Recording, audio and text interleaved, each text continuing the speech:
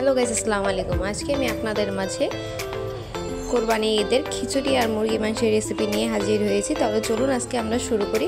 প্রথমে আমি একটি হাঁড়িতে মুগ ডাল দিয়ে দিব এবং কিছুক্ষণ সিদ্ধ করে নিব।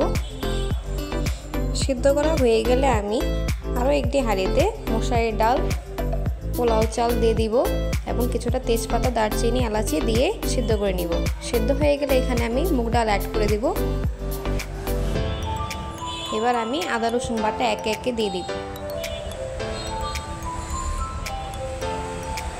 তারপর আমি পরিমাণ মতো পেঁয়াজ দিয়ে দিব। এবার আমি স্বাদ অনুসারে লবণ অ্যাড করব। আমাদের প্রায় খিচুড়িটা হয়ে গেছে। এবার আমি মরিচও অ্যাড করে দিলাম। এবার আমি 1 কেজি সম পরিমাণ মুরগি নিয়ে নিয়েছি। এবার আমি একটি কড়াইতে পেঁয়াজ, এলাচি, দারচিনি, তেজপাতা সব দিয়ে দিলাম এবং কিছু ভাজা করে নেব। কিছুক্ষণ ভাজা হয়ে গেলে আমি এখানে লবণ অ্যাড করব। আদা রসুন বাটাও আমি দিয়ে দিব। আবারও কিছুক্ষণ ভেজে নেব। এবার হলুদ, মরিচ, ধনিয়া, জিরার গুঁড়া দিয়ে কিছুক্ষণ কষানো হয়ে গেলে আমি মুরগির মাংসগুলো একে একে দিয়ে দিব।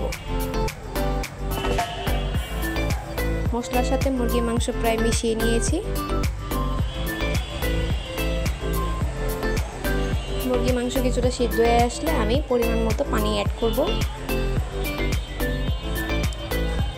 কিছুক্ষণ পরে মুরগি মাংসগুলো ফুটে আসলে এই যে হয়ে গেল আমাদের মুরগি মাংস। এবার পরিবেশনের পালা।